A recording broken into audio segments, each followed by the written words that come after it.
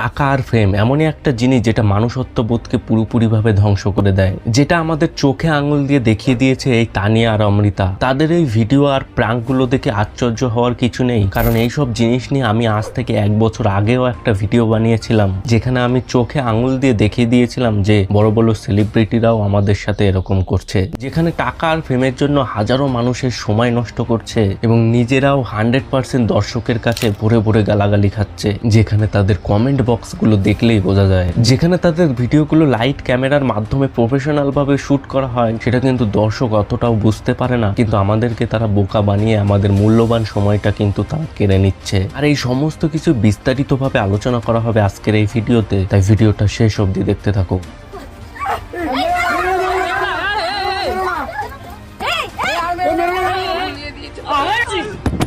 আমার মারতে মারতে ওরা অবস্থা খারাপ করে দিচ্ছে।